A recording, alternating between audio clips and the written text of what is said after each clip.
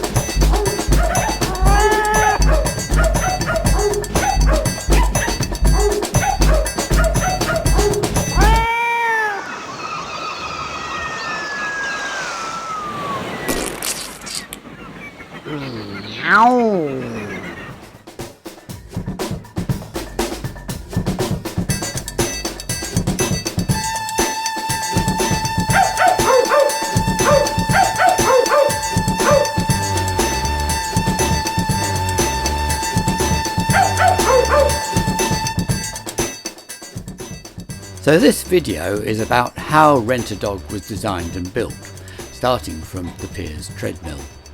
Well, we got the treadmill back to my workshop and hooked up the motor so it ran without the computer. And then I was just messing about, but I had the idea for a walking mechanism. And at its heart, it's very simple. It's just these two levers pivoted on this end, and for this you're going to have to imagine that the bit of wood is the treadmill. So this is all the mechanism does.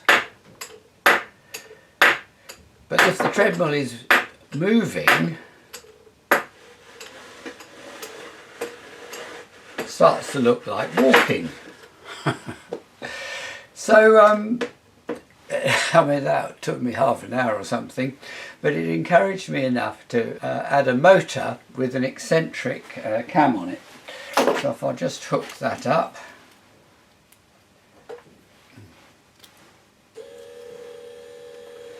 so now this will drop the what I was doing by hand. I'll just wind this back again. So now, with a bit of luck, we should get some walking action.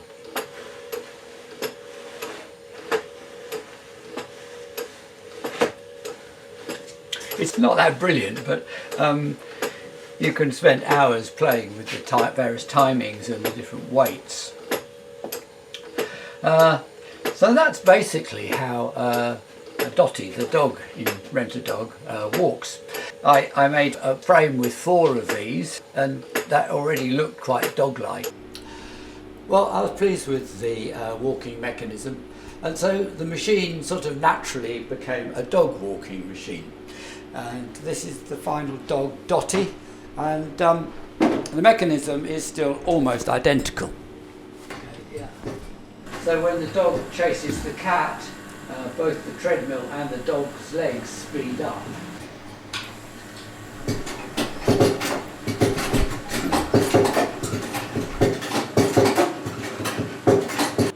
So apart from the mechanisms in the dog, the only other mechanism in the whole machine is the dog lead, which has this sort of jerky motion.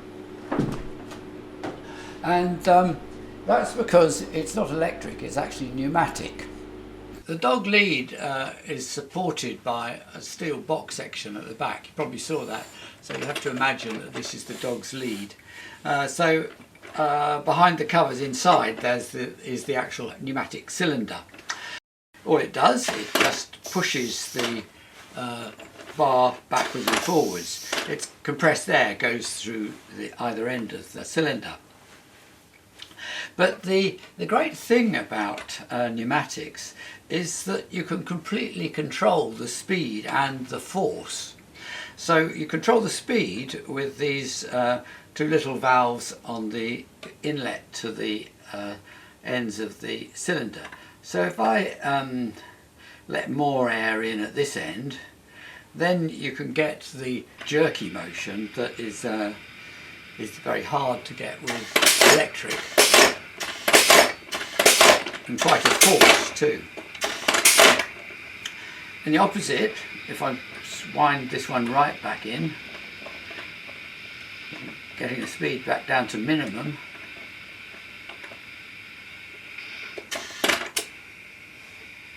you can get this really gentle effect. But at the moment, there's still a lot of power in there. I can't resist it, can't hold it back with my hand. But you control the force by reducing the pressure or increasing the pressure. So in this case, if I reduce it down to, I don't know, try that.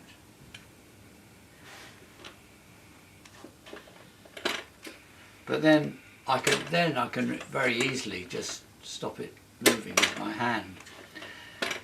And of course this is useful sometimes for safety, when you don't want things to move too hard or to hurt anybody. Of course in the machine it's not a manual valve like this, it's one more like this. This is got a solenoid in there, so you send it electrical pulse and that's what activates the valve instead of my hand. Well, I like having a mixture of electric and pneumatic things in the machines. It gives it the motions more variety. The only downside is that for the pneumatic things is that you have to have a compressor, And the compressors, they're quite bulky, mostly noisy. I get the quietest one I can, but they also need maintenance and stuff. I wouldn't bother if it was just one RAM, but because I've got a whole arcade full of machines, it's definitely well worth it. So I had the basic mechanical ingredients, but I still didn't know what the machine was about really.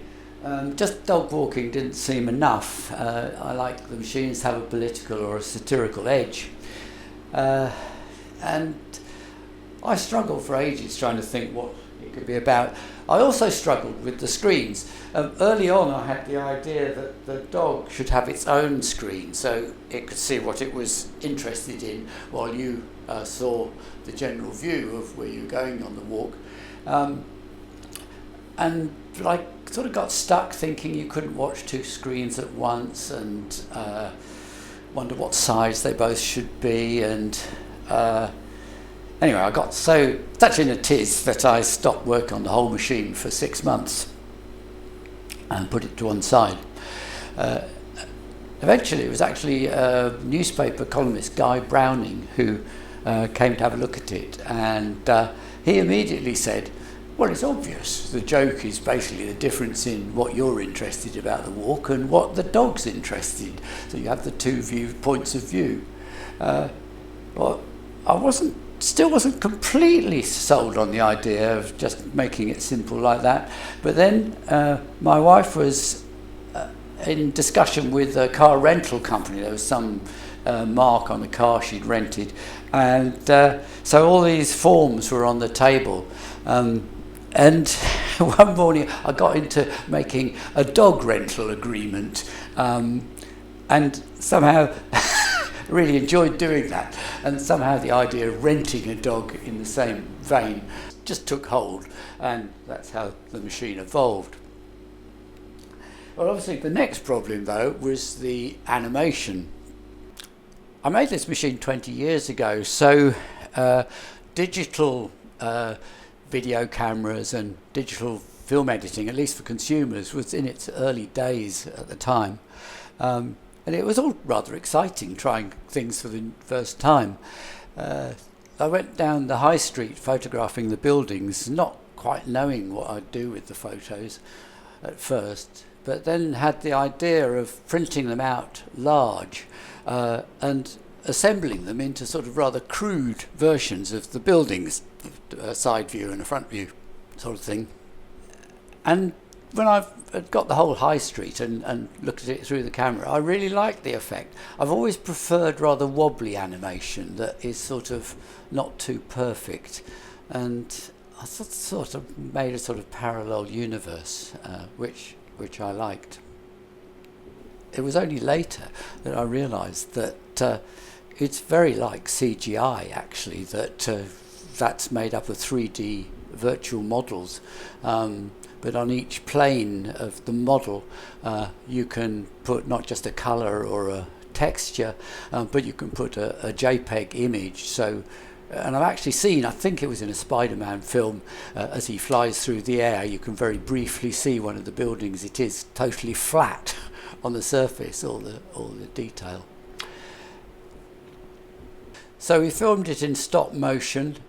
The camera's quite bulky, so squeezing it into the street wasn't that easy.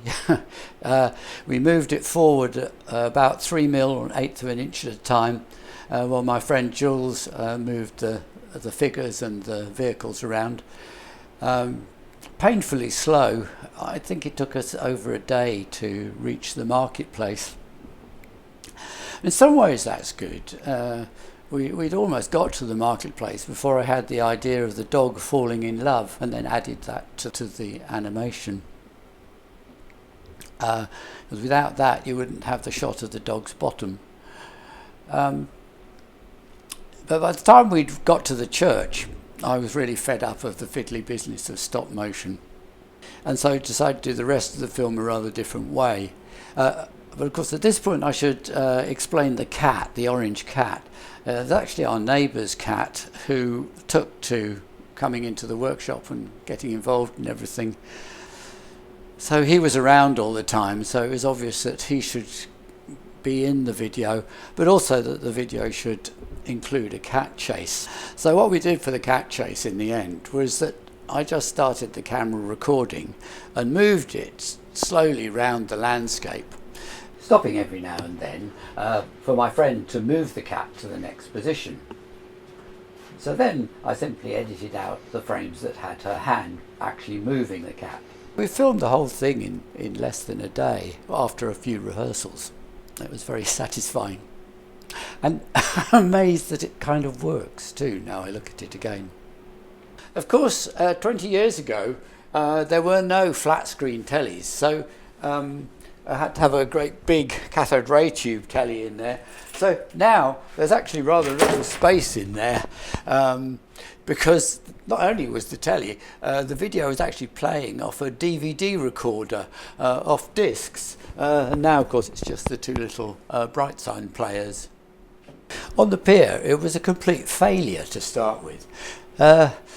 I thought that it would take a while for people to get used to walking on the treadmill, so I deliberately made the first scene quite boring, just walking along a side street, the first 30 seconds of the video. But what happened was that people lost interest, and then for the rest of the thing they never really regained interest. They just sort of started chatting to their friends and looking around the arcade. So after a week or so I recut the video just to remove that first scene, and the difference was quite extraordinary. People immediately hooked and engaged, and I couldn't believe what a single cut, the difference that it made to the whole experience. So then it just started to work, and it's been popular ever since. It's now been here for 20 years. I think my favourite thing about this machine is watching people when they come into the arcade with their own dog. And what I see so often is that someone will give the dog to their partner and then put the money in the machine and walk Dotty instead. No idea why they do this, but it always entertains me.